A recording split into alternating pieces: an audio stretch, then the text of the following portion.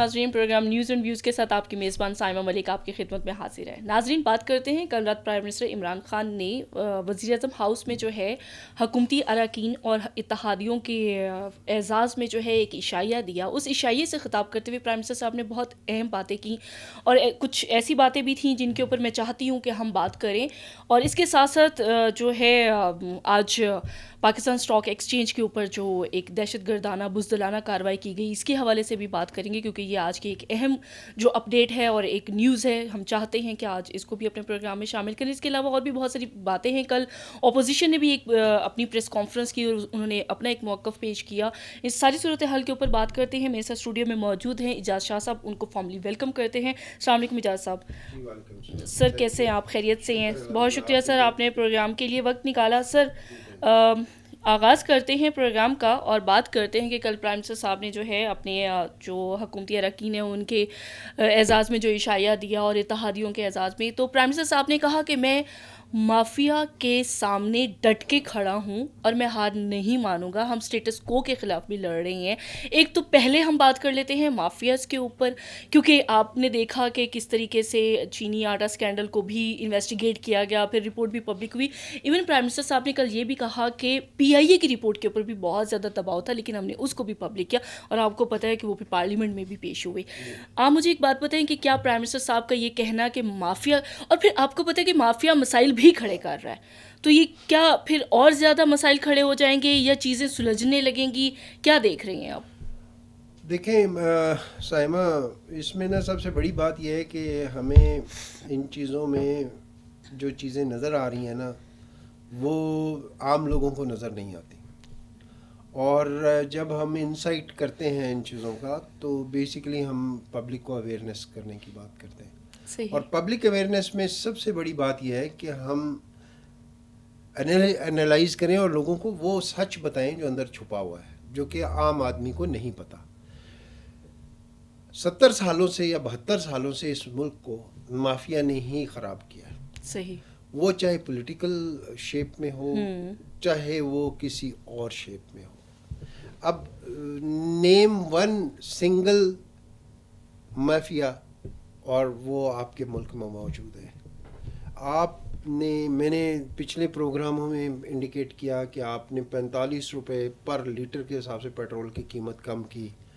اس کے حساب سے کسی دکاندار نے آپ کو یہ نہیں کہا کہ ہم نے آٹے کی قیمت کم کر دی، چینی کی قیمت کم کر دی، گروسریز کی قیمت، کسی ایک آئٹم کی قیمت کم کرنے کی بجائے قیمتیں بڑھا دی گئی. ہم وٹنس ہیں اس چیز کے. جی. تو عوام کہتی ہے کہ جی یہ تو گورنمنٹ کا قصور ہے، اس لیے کہ عوام سادی ہے.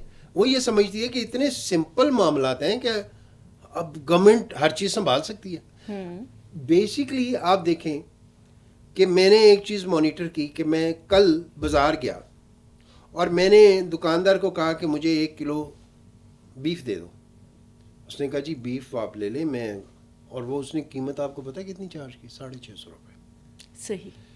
اب پرابلم کیا ہے؟ پرابلم یہ ہے کہ پرائم منسٹر نے بیٹھ کے قیمتوں کا تعین نہیں کرنا.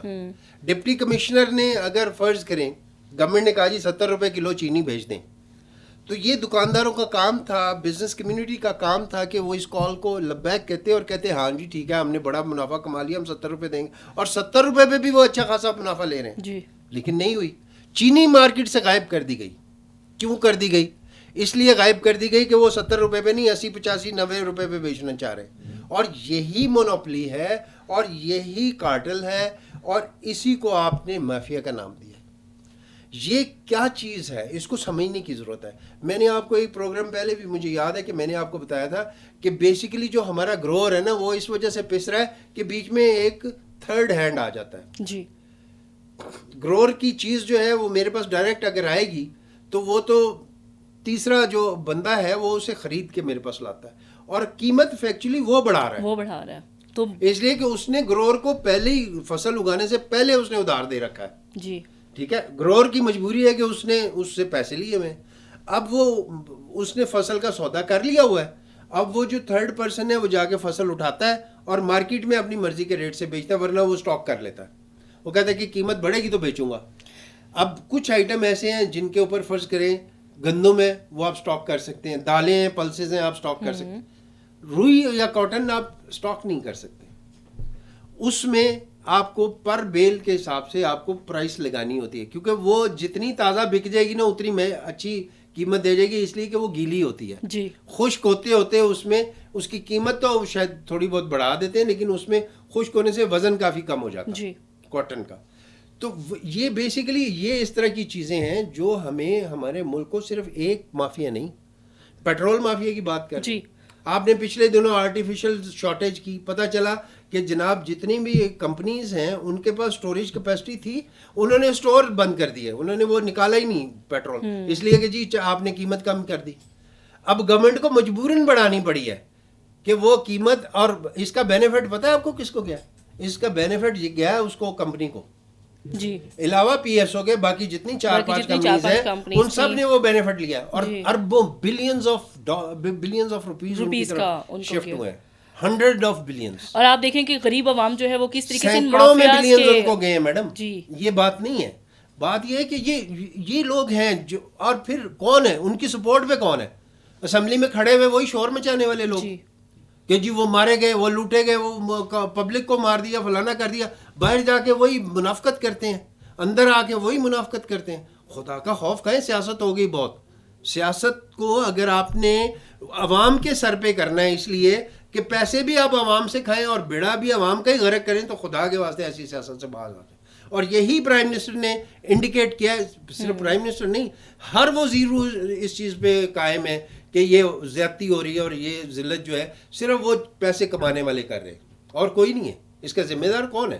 اس کا ذمہ دار وہ ہے جو ہورڈنگ کر رہا ہے. پھر یہی وہ مافیاز ہیں جو حکومتوں کو کامیاب بھی بناتے ہیں اور ناکام بھی کرتے ہیں. ایگزیکٹلی یہی بزنس اور پھر حکومتوں کو ان کے سامنے گھٹنے بھی ٹیکنے پڑتے ہیں. میں بزنس کمیونٹی ایک ایسی کمیونٹی ہے, وہ کہتے ہیں کہ we make the governments and we break the governments. یہ وہی لوگ وی ڈیسائیڈ دا مارکیٹ یس کہ کس طریقے سے کدھر جانا ہے. عمران کیا کرے, میں کیا کروں, آپ کیا کریں. کل پرائم منسٹر صاحب نے سر ایک اور بات بھی کی, انہوں نے کہا کہ ہم اسٹیٹس کو کے خلاف بھی لڑ رہے ہیں. انہوں نے کہا کہ مہاتیر محمد کی ایگزامپل دیتے ہوئے انہوں نے یہی کہا. اسٹیٹس کو آپ کے ملک میں دیکھیں نا, آپ قیمت, میں نے آپ کو پچھلی پروگرام میں کہا تھا کہ جب ہم بجٹ پہ بات کر رہے تھے تو بجٹ پہ میں نے ایک تعویل پیش کی تھی کہ یہ اچھا کیا کہ سرکاری ملازمین کی تنخواہ نہیں بڑھائی. اگر سرکاری ملازمین کی تنخواہ بڑھا دیتے تو جو بزنس مین ہے نا اس کو یہ, مطلب جو کمانے والے لوگ ہیں, میں بزنس مین سارے اس میں نہیں شامل, لیکن وہ جو کارٹل والے ہیں یا جو مافیاز ہیں میں ان کی بات کر رہا ہوں. وہ مافیاز جو ہے نا ان کا یہ کام ہے کہ وہ اپنے فائدے کے لیے سچویشن مینوور کرتے ہیں. منورنگ جب کرتے ہیں تو وہ پیسے کماتے ہیں. ہورڈنگ کیا چیز ہے؟ ہورڈنگ کیا چیز ہے؟ ہورڈنگ بھی یہی چیز ہے کہ جب آپ کے پاس مارکیٹ میں شارٹیج ہوگی, آپ قیمت بڑھے گی, آپ مال مارکیٹ میں پھینک دیں گے, آپ اس کا فائدہ کما لیں گے. تو یہی مارکیٹ کا آپ کا اصول بنا ہوا ہے, یہی آپ کی مافیاز ہیں, انہی نے آپ کا جو ہے سارا گرپ. سر تو پھر کیا دیکھنے میں یہ آیا کہ کیا حکومت کو ان کے سامنے اپنی, کیا حکومت کمزور پڑ گئی جب پیٹرولیم پرائسز میں اضافہ کرنا پڑ گیا, یا کیا حکومت کی اسٹریٹجی کو یا ڈیسیجن کو آپ کس نظر سے دیکھ رہی ہے؟ دیکھیں بات یہ ہے کہ حکمت عملی ایک چیز کا نام ہے. حکمت عملی کا مطلب یہ ہے کہ موقع کی نزاکت کو دیکھتے ہوئے فیصلے کرنا. ٹھیک ہے, ابھی فی الحال آپ نے حکمت عملی کے تحت یہ فیصلہ کیا کہ قیمت بڑھا دو, جی, تاکہ وہ جو مافیاز ہیں وہ جو اسٹاک کر کے بیٹھے ہیں جو وہ لائیں گے نا وہ لائیں گے مارکیٹ میں. آہستہ آہستہ آپ دیکھیں کہ آہستہ آہستہ آپ کی گرپ اسٹرانگ ہوگی. کتنی دیر تک گناہ چلے گا, کتنی دیر تک برائی چلے گی, زیادہ دیر نہیں چل سکتی, اچھائی نے آنا ہی آنا ہے. تو ڈیفینیٹلی یہ چیزیں اوور کم ہونی ہیں. تو یہ ظاہر ہے 70-72 سالوں کا 1-2 سالوں میں آپ ٹھیک نہیں کر سکتے. It will take some time. آپ کو چیزیں کریکٹ کرنے کے لیے بہت ٹائم کی ضرورت ہوتی ہے. اور آپ کو پتہ ہے کہ شاید جب آپ آئیڈیالوجی کے ساتھ چلیں گے آپ کو ٹف ٹائم دیکھنے کو اور فیس کرنے کو ملے گا. کل ایک اور ایگزامپل بھی سر پرائم منسٹر صاحب نے, جنہوں نے کہا کہ پیپلز پارٹی اپنے نظریے سے ہٹی تھی تو تباہی کی طرف چلی گئی, میں اپنے نظریے سے نہیں ہٹنے والا. نہیں دیکھیں, بات اصل میں نظریات کی اس لیے کی گئی ہے کہ پیپلز پارٹی نے نظریہ کیا دیا تھا. پیپلز پارٹی نے ایک عوام کا, عام آدمی کا, اس کی بھلائی کا, اس کی اچھائی کا نظریہ دیا تھا. 3 ٹینیورز میں پیپلز پارٹی گورنمنٹ میں آئی, تینوں ٹینیور میں ثابت ہوا کہ عوام نے ان سے دھوکہ کھایا. میں اس بات کو نہیں کہہ رہا, آپ اس وقت کے اخبارات اٹھا لیں, آپ اس وقت کے میڈیا ٹیپس اٹھا لیں, آپ کو خود بتائیں گے کہ کون کیا کچھ کرتا رہا ہے. لیکن کسی نے درخورے اتنا ہی نہیں سمجھا. یعنی اخباروں نے یہ ٹرم کرنی شروع کر دی تھی کہ اتنے پیسے زرداری ہو گئے. اب آپ مجھے بتائیں کہ اس سے کیا سبق سیکھتے ہیں آپ؟ ہے کوئی بات کرنے والی؟ یہ ظاہری بات ہے سرخیاں ایک وقت ایسا آیا کہ جب آپ بھٹو کی آئیڈیالوجی سے ہٹ گئے تو آپ نے پارٹی کو بھی تو عمران خان بھی آئی تھنک ایک آئیڈیالوجی کا نام ہے, اگر وہ ایک ویژن لے کے چل رہی ہے. عمران کی آئیڈیالوجی کیا ہے؟ سمپل بات ہے, آپ کیلکولیٹ کر لیں. عمران کی آئیڈیالوجی ہے ایمانداری, عمران کی آئیڈیالوجی ہے بہتری, انسان کی فلاح بہبود, اس کو حق ملے, access to justice. Access to justice اگر آپ کو مل جاتا ہے میں کہتا ہوں سارے معاملات ٹھیک ہو جاتے ہیں آپ کے. اچھا سر, ایک اور طرف چلتے ہیں, ایک اور چیز کو دیکھتے ہیں. ایک طرف آپ کو حکومت آپ چلا رہے ہیں, آپ کو مافیاز کا سامنا ہے, ایک طرف آپ کی کولیشن گورنمنٹ ہے اور آپ کے اتحادی بھی آپ کے ساتھ ناراض ہو رہے ہیں. اور پھر کل شام کو ایک ڈیوائڈ کرنے کی بھی ایک وہ امپریشن دیا گیا کہ پرائم منسٹر صاحب کا عشائیہ بھی تھا, ساتھ میں اتحادی جماعتوں نے بھی اپنا عشائیہ رکھا. اس ساری صورتحال کو کیا آپ دیکھ رہے ہیں کہ گورنمنٹ کو کوئی ٹف ٹائم دینے جا رہے ہیں اتحادی, یہ کیا سچویشن ہوگی؟ لیکن پرائم منسٹر صاحب نے تو یہی کہا کہ وہ تمام اتحادیوں کو ساتھ لے کے چلیں گے. دیکھیں سائمہ, ہر بندے کو اختیار ہے کہ وہ اپنی سکن سیو کرے. اب یہ فیصلہ کرنا تو شاید عدالتوں کا کام ہوگا یا اس بندے کا کام ہوگا جس نے بے ایمانی کی ہے. اس بندے کا کام مطلب یہ ہے کہ جس کے اوپر ایکوزیشنز ہیں, نہیں ایکوزیشن تو میں لگانے والا ہوں نا, لیکن اگر فرض کریں میں نے بے ایمانی کی ہے تو میں ہی اس کو سدھاروں گا, آپ نہیں سدھار سکتے. یا عدالت اس کو کہے گی کہ یہ بے ایمان ہے, اس کا کلا کما کیا جائے. دو فیکٹرز ہیں, یا تو میں توبہ کر لوں یا عدالت مجھ پہ ایک سزا لگا دے اور میں اس سے باز آ جاؤں. لیکن عموماً دیکھا گیا ہے کہ اگر آپ نے دل سے توبہ کر لی تو اللہ تعالیٰ نے بھی آپ کو معاف کر دیا اور معاشرہ بھی آپ کو معاف کر دیتا ہے کہ یار کوئی بات نہیں, رب نے معاف کر دیا تو ہم کون ہوتے ہیں. پرابلم یہ ہے کہ لوگ توبہ طائب کی طرف آئیں تو ہی کام بنے گا. اگر نہیں آئیں گے تو آپ جتنی مرضی اسٹرانگ نیب بنا لیں, آپ جتنے مرضی اسٹرانگ لاز بنا لیں, یعنی آپ دیکھیں کہ ایسے ایسے ملک موجود ہیں جہاں پہ ایک پیسے کی کرپشن جو ہے اس پہ سزائے موت ہے. ہمارا پڑوسی ملک ہے چائنا, آپ کرپشن کر کے دیکھ لیں, کرپشن کریں گے پکڑے جائیں گے سزائے موت ہے, لیکن وہاں بھی کرپشن ہو رہی ہے. اب آپ مجھے بتائیں کہ کیا ہے. یہ ان لوگوں پہ ڈیپینڈ کرتا ہے جن لوگوں نے اپنے ضمیر کے مطابق فیصلہ کرنا ہے کہ میں نے کرپشن کرنی ہے یا نہیں کرنی. آپ کے سامنے آپ کے زیور پڑے ہوئے ہیں, میں بیٹھا ہوا ہوں, آپ سو گئی ہیں, میں اٹھا کے چلا جاتا ہوں, یہ بے ایمانی ہے میری. لیکن اگر آپ سوئی ہوئی ہیں, آپ کے زیور پڑے ہوئے ہیں, تو میں آپ کو اٹھا کے بتاؤں کہ آپ کی آرنامنٹس پڑے ہیں, آپ ان کو سنبھال لیں, میں جا رہا ہوں. یہ ایمانداری ہے. اب آپ کا فیصلہ یہ آپ کا ہے, ایک انڈیویجول کا فیصلہ ہے کہ وہ یہ فیصلہ کرے کہ میں نے بے ایمانی کرنی ہے یا ایمانداری کرنی ہے.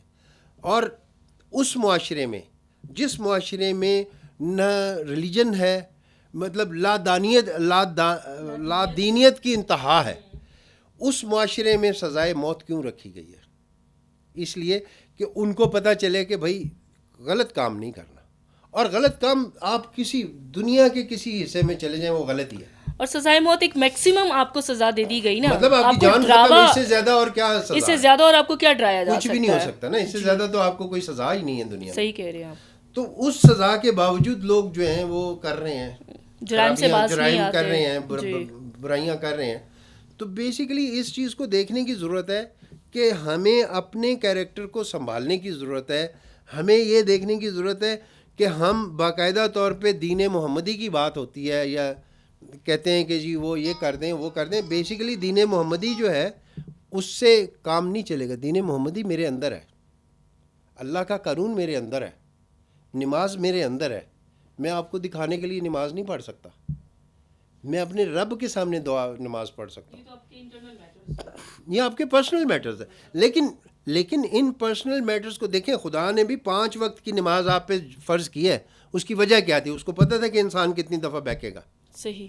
تو آپ یہ کہنا چاہ رہے ہیں کہ جو اتحادی ہیں وہ ان کو پہلے اپنے اوپر دیکھ لینا چاہیے کہ ان کے اوپر جو رسپانسبلٹیز ہیں وہ کس قسم کی ہیں, اور وہ گورنمنٹ کے اوپر جو خامخواہ کا دباؤ دے رہے ہیں. اتحادی بھی تو حکومتوں میں رہے ہیں نا, جی, حکومتوں میں, پاسٹ کی حکومتوں پہ اور آئی تھنک سر یہ پھر وتیرہ ہوتا ہے کہ جب آپ نے کوئی بینیفٹس گورنمنٹ سے بھی گین کرنے ہوتے ہیں, آپ اس طرح کے پریشر گروپس بنا لیتے ہیں. بناتے ہیں, یہ بھی ہوتا ہے. یہ صرف ایک پریشر گروپ کے سوا آئی تھنک سو کچھ. عمران کے پاس میجورٹی نہیں تھی, 4-5 پارٹیاں ملا کے اس کی میجورٹی بنی, میرے خیال 8 ووٹوں کی میجورٹی سے. اور پیپلز پارٹی نے بھی اپنے دور میں اسی طرح سے بہت ٹف ٹائم دیکھا تھا جب ان کے اتحادیوں نے اسی طریقے سے تنگ کرتے تھے. لیکن اس میں دیکھیں اس کا فائدہ ہوا جی, انہوں نے خود کھاؤ اور دوسروں کو کھانے دو کی پالیسی پہ چلایا. سمپل ہے میرا جواب. یہ یہاں بھی یہ پالیسی کہ نہ میں کھاؤں گا نہ تمہیں کھانے دوں گا, میں آپ کو کھانے دوں گا, تو اس سے پھر اتحادی ناراض ہو سکتے ہیں. ناراضگی تو ہوگی نا.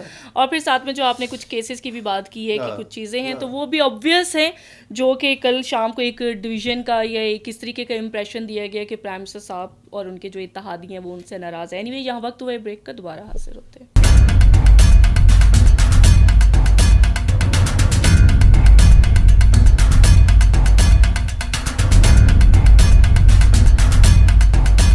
ویلکم بیک ناظرین. پروگرام میں اس ٹائم بات کرتے ہیں جو صبح ایک افسوسناک واقعہ پیش آیا کراچی اسٹاک ایکسچینج یعنی کہ پاکستان اسٹاک ایکسچینج میں, جس طریقے سے دہشت گردانہ کارروائی کی گئی اور 4 دہشت گردوں نے کوشش کی کہ وہ پاکستان اسٹاک ایکسچینج کے اوپر حملہ آور ہوئے, دستی بملوں سے حملہ کیا, فائرنگ ہوئی, لیکن فورسز کی بروقت جو جوابی کارروائی تھی اس کے نتیجے میں جو ہے اس جو دہشت گردانہ حملہ ہے اس کو ناکام بنا دیا گیا. سر, دہشت گردانہ حملے کو اگر ہم دیکھیں تو ہم اس کی کچھ چیزوں کو سر لنک اپ کر سکتے ہیں. میں آپ سے یہ پوچھنا چاہتی ہوں کہ ایک تو کراچی میں کافی امن چل رہا ہے, اس طرح کی کارروائی آپ کراچی کے امن کو بھی پرٹیکولرلی کہہ سکتے ہیں, اور پاکستان میں بھی جو اوور آل خطے میں ایک جو انریسٹ چل رہا ہے بھارت کی وجہ سے, جو چائنا کی سچویشن ہے, پاکستان کو بھی ڈیسٹیبلائز کرنے کی کوشش تو نہیں کی جا رہی کہیں اس طرح کے واقعات سے؟ یہ اسٹیٹمنٹ آپ کو یاد ہوگی ابھی ریسنٹلی 2-4 دن پہلے ہمارے فارن منسٹر شاہ محمود قریشی صاحب نے کہا تھا کہ انڈیا جو ہے وہ ہمارے پاکستان میں سلیپر سیلز کو ری ایکٹیویٹ کر رہا ہے.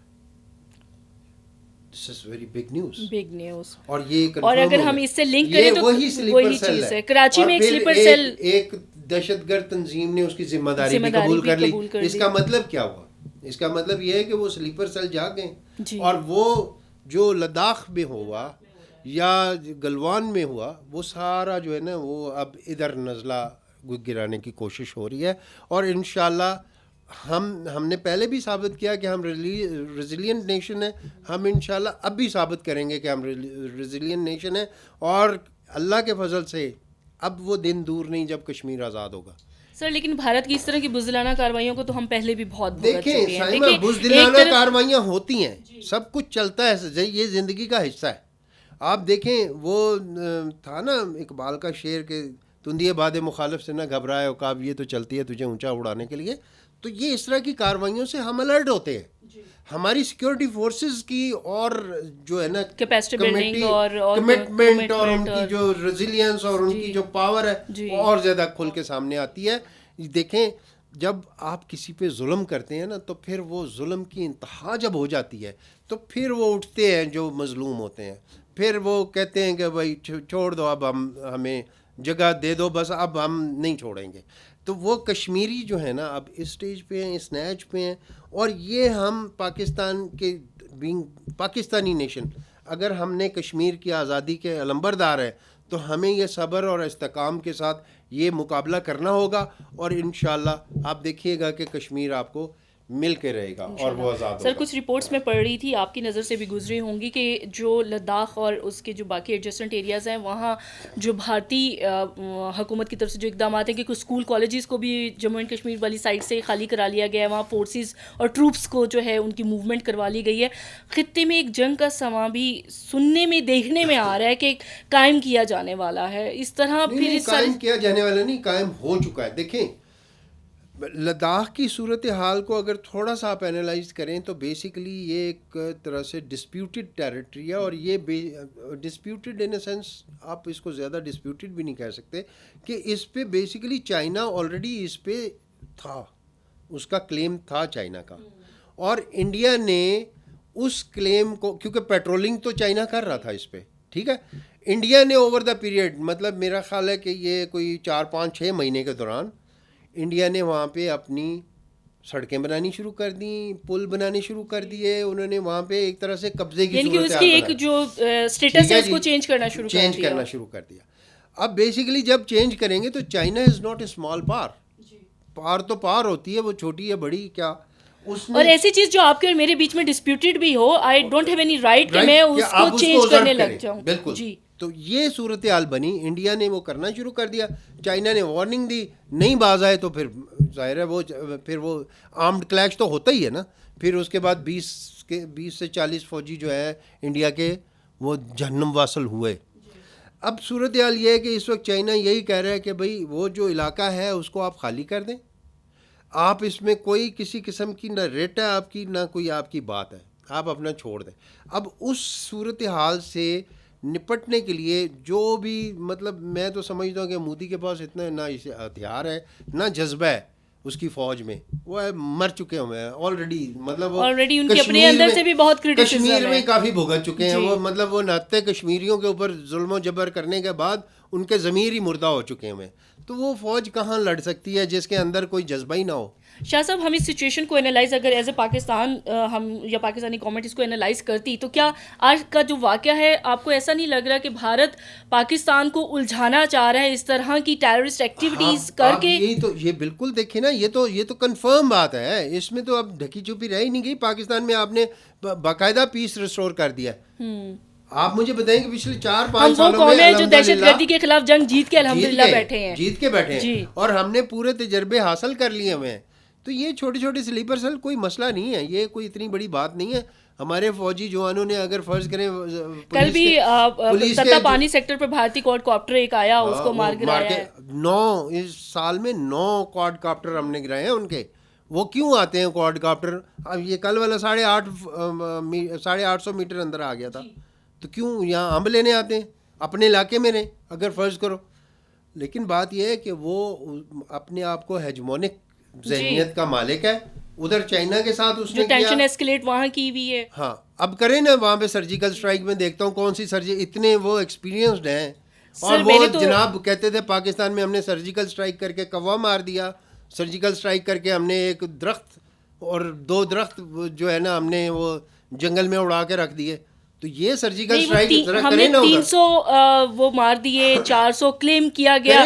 اب آپ کے اپنے سر, میں نے تو کچھ چیزیں یہ بھی پڑھی تھی, آپ کی نظر سے بھی وہ گزری ہوں گی کہ جو بھارتی وہاں فوجی مارے گئے ان کی فیملیز نے ان کے جو جرنل ہے اس کو لیٹر لکھا ہے. انہوں نے کہا کہ 14,000 روپے بندہ تنخواہ لینے والا جو جان دے کے آیا وہ 4 لاکھ روپے والا بھی جا کے دے. جی, جو 4 لاکھ روپے مہینہ لے رہا ہے, کس نے مروائے ہیں ہمیں اس کی ڈیٹیلز دی جائے, ہمیں بتایا جائے کہ کس چکر میں ہمارے بندے آپ نے مروا دیے. اچھا دیکھیں سر, یہ بھی ایک اسپرٹ کا بھی ہے کہ اگر ہمارے ہاں ہم اپنے ملک کے لیے جان دیتے ہیں تو پھر ہمارے ہاں وہ شہادت کا جو رتبہ ہے اور وہ جو ساری چیزیں ہیں وہ اسپرٹ بھی بہت کاؤنٹ کر. یہ وہ ریلیجس اسپرٹ ہے جو مذہب آپ کو دیتا ہے, جس پہ آپ کاربند ہیں, یہ اس کی اسپرٹ ہے.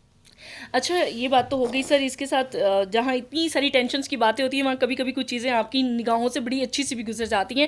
آج صبح ثانیہ نشتر صاحبہ نے سوشل میڈیا پر اپنا ٹویٹ کیا اور انہوں نے کہا کہ 1 کروڑ 20 لاکھ جی, انہوں نے کہا کہ احساس ایمرجنسی کیش جو پروگرام تھا وہ اتنا سکسیزفلی ہم نے اس کو آپریٹ کیا ہے. اور یہ سب سے بڑی بات یہ ہے کہ انہوں نے 1 کروڑ 20 لاکھ خاندانوں کا کہا تھا کہ ہم ٹارگٹ پرائم منسٹر نے اناؤنس کیا تھا, اور وہ الحمدللہ انہوں نے اچیو کر لیا. لیکن سر اب انہوں نے نمبر آف جو صارفین ہیں وہ بڑھا دیے, 1 کروڑ 61,63,000 پہ کر دیے گئے ہیں اس پروگرام کی سکسیس کو دیکھتے ہوئے. یہ ایک بہت بڑا احساس ایمرجنسی کیش پروگرام ہے جو کہ کووڈ کے ٹائم پر جو ہے نہیں. آپ یہ دیکھیں کہ آج تک پاکستان کی اتنی حکومتیں آئیں, اتنا سب کچھ 72 سال گزرے, کبھی کسی کی اتنی جرت نہیں ہوئی کہ خاندانوں کو آپ 15,000 روپے اٹھا کے کیش دے دیں.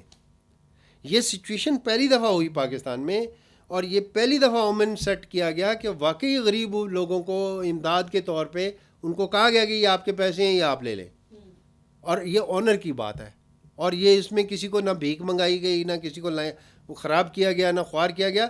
مطلب ان کو باقاعدہ کارڈ کے ذریعے سے اور بینک کے ذریعے سے ان کو باقاعدہ رسپیکٹیبل طریقے سے پیمنٹس کی گئی. جی, اور انہوں نے کہا کہ اب تک پورے ملک میں 1 کروڑ 20 لاکھ 3,000 سے زائد جو محنت کش افراد ہیں ان کو ہم نے یہ جو اماؤنٹ ہے وہ ڈسٹریبیوٹ کی, اور 145.29 کروڑ روپے سے زائد کی یہ رقم ہے. اور آئی تھنک سو یہ ایک بہت بڑا احساس ایمرجنسی کیش پروگرام ہے جو کہ دیکھیں جہاں آپ حکومت کو کرٹیسائز کرتے ہیں وہاں اگر گورنمنٹ ایک کچھ اچھے انیشیٹوس لیتی ہے تو وہاں, کیونکہ ہم آل دا ٹائم کہتے ہیں کہ جی فلاں بحران آ گیا, فلاں آ گیا, فلاں آ گیا, no issue and no doubt in that کہ اس میں بحران واقعی آپ کو ان کا سامنا ہوتا ہے، لیکن جب اس طرح کے اچھے انیشیٹوز ہوں تو ان کو بھی سراہا جانا چاہیے. امید کرتی ہوں کہ آپ کو ہمارے پروگرام آج کا پسند آیا ہوگا. شاہ صاحب بہت شکریہ کہ آپ نے ہمارے پروگرام کے لیے وقت نکالا اور آپ کے ساتھ بڑی اچھی گفتگو رہی.